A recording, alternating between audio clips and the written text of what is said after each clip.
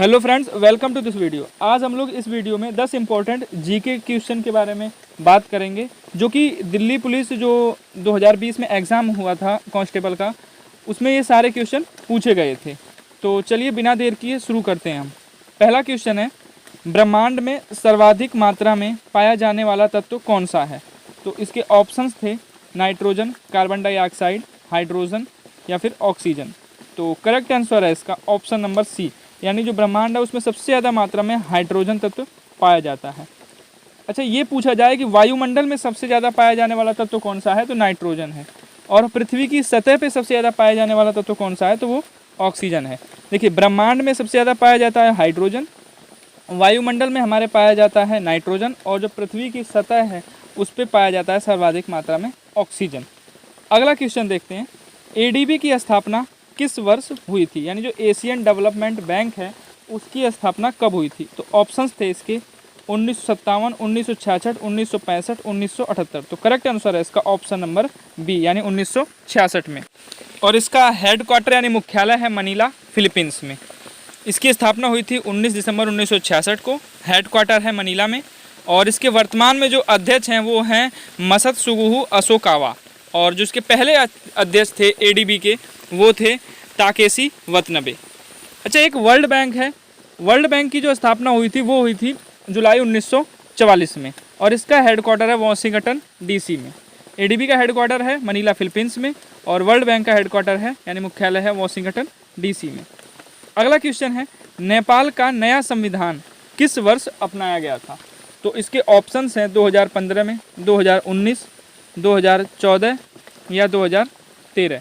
तो correct answer है इसका ऑप्शन नंबर ए, यानी जो नेपाल है वो डेमोक्रेटिक स्टेट बना था, यानी देश बना था 20 सितंबर 2015 को। इसका जो संविधान है वो अपनाया गया था, और नेपाल की राजधानी है काठमांडू। अगला क्वेश्चन है, अलमट्टी बांध किस राज्य में स्थित है? ऑप्शंस हैं इसके सिक्किम, उत्तराखंड, नागालैंड या कर्नाटका। तो करेक्ट आंसर है इसका ऑप्शन नंबर डी, यानी जो अलमट्टी बांध है वो कर्नाटक में स्थित है। और हरंगी बांध भी एक कर्नाटक में ही है। अच्छा, ये किस नदी पे स्थित है? तो कृष्णा नदी पे स्थित है अलमट्टी बांध। अच्छा, भाखड़ा नागल बांध किस राज्य में है? तो पंजाब और हिमाचल में है। और किस नदी पे है? तो सतलज नदी पे स्थित है भाखड़ा नागल बांध। और टिहरी बांध वो उत्तराखंड में है। ये भारत का सबसे ऊंचा बांध है टिहरी बांध, ये उत्तराखंड में स्थित है भागीरथी नदी पे। हीराकुंड बांध ये महानदी पे स्थित है, किस राज्य में है? तो उड़ीसा में। और इडुक्की बांध ये पेरियार नदी पे स्थित है, केरल राज्य में है। अब अगला क्वेश्चन है, संयुक्त राष्ट्र पर्यावरण कार्यक्रम यानी UNEP, united nation environment programme का जो मुख्यालय है वो कहाँ स्थित है? तो ऑप्शंस हैं इसके चीन में, केन्या में, स्पेन में या भारत में। तो करेक्ट आंसर है इसका ऑप्शन नंबर बी, यानी जो यूनाइटेड नेशंस एनवायरनमेंट प्रोग्राम है उसका हेडक्वार्टर है केन्या में। और इसकी जो स्थापना हुई थी वो हुई थी 5 जून 1972 को। और इसी 5 जून की डेट पे विश्व पर्यावरण दिवस मनाया जाता है 5 जून को। और पहली बार विश्व पर्यावरण दिवस 5 जून 1972 को मनाया गया था। अब अगला क्वेश्चन है, घूमर किस राज्य का पारंपरिक लोक नृत्य है? तो ऑप्शंस थे इसके हरियाणा, गुजरात, तमिलनाडु, राजस्थान। तो करेक्ट आंसर है इसका ऑप्शन नंबर डी, यानी जो घूमर है वो राजस्थान का लोक नृत्य है। अच्छा, भारतनाट्यम किस राज्य का लोक नृत्य है? तो वो है तमिलनाडु का। और कुचिपुड़ी है आंध्र प्रदेश का। झारखंड के 2 फेमस लोक नृत्य हैं जो कि एग्जाम में पूछे जाते हैं, सरहुल और झूमर। यक्षगान ये कर्नाटक का लोक नृत्य है। और केरला के हैं कथकली, मोहिनी अट्टम, काली अट्टम। ये 3 हैं, ये केरल के प्रमुख लोक नृत्य हैं। लावड़ी और तमाशा ये दोनों महाराष्ट्र के प्रमुख लोक नृत्य हैं। भांगड़ा ये पंजाब का लोक नृत्य है। अब अगला क्वेश्चन है, महाकाव्य महाभारत के रचयिता कौन थे? तो ऑप्शंस थे इसके वेद व्यास, चैतन्य, वाल्मीकि या रविदास। तो करेक्ट आंसर है इसका ऑप्शन नंबर ए, यानी जो महाभारत है उसके रचयिता वेद व्यास हैं, और वाल्मीकि इन्होंने रचना की थी रामायण की, यानी रामायण के रचयिता हैं महर्षि वाल्मीकि। नेक्स्ट क्वेश्चन है, लॉर्ड रिपन द्वारा इल्बर्ट विधेयक अधिनियम यानी इल्बर्ट बिल एक्ट वो किस वर्ष में पेश किया गया था? तो ऑप्शंस थे इसके 1883, 1878, 1898 या 1882। तो करेक्ट आंसर है इसका ऑप्शन नंबर ए, यानी जो इल्बर्ट विल एक्ट है वो 1883 ईस्वी में पारित किया गया था लॉर्ड रिपन जो वायसराय था उस टाइम पे उसके द्वारा। अच्छा, इसका पर्पज क्या था जो इल्बर्ट विल एक्ट था?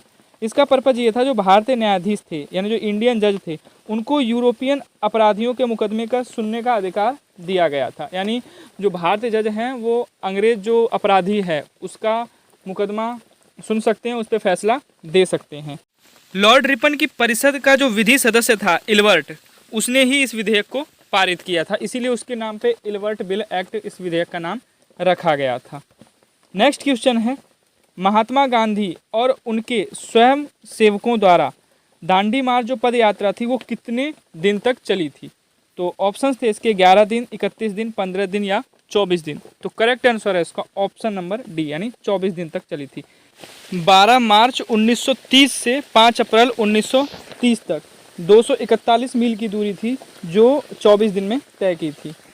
और इसका जो पर्पज़ था दांडी मार्च यात्रा का, वो नमक जो कर था या नमक पे जो टैक्स लगाया था उसके विरोध में ये आंदोलन किया गया था। अब अगला क्वेश्चन है, संविधान सभा में महिला प्रतिनिधियों की संख्या कितनी थी? तो ऑप्शन हैं इसके 13, 11, 15 या 18। तो करेक्ट आंसर है इसका ऑप्शन नंबर सी यानी जो संविधान सभा थी उसमें महिला प्रतिनिधियों की संख्या 15 थी। अच्छा, संविधान सभा की पहली बैठक कब हुई थी? तो 9 दिसंबर 1946 को हुई थी। और संविधान सभा को बनने में टाइम कितना लगा था? 2 साल 11 महीना 18 दिन लगे थे संविधान सभा को बनने में। और कुल 166 बैठकें हुई थी संविधान सभा की। और ये बन के तैयार कब हुआ था? तो 26 नवंबर 1949 को संविधान बन के तैयार हुआ। और इसे पूरी तरह से लागू किया गया था 26 जनवरी 1950 को, इसीलिए 26 जनवरी को गणतंत्रता दिवस मनाया जाता है। और संविधान सभा के संवैधानिक सलाहकार कौन थे? तो BN राव थे। इनके संविधान जो सभा थी इसके अस्थायी अध्यक्ष यानी टेम्पररी अध्यक्ष कौन थे? तो सच्चिदानंद सिन्हा इसके अस्थायी अध्यक्ष थे। और परमानेंट अध्यक्ष थे डॉक्टर राजेंद्र प्रसाद जो भारत के प्रथम राष्ट्रपति बने। फ्रेंड्स, वीडियो कैसी लगी कमेंट सेक्शन बताना, और इन 10 क्वेश्चन में से आपके कितने क्वेश्चन सही हैं वो भी कमेंट सेक्शन बताना।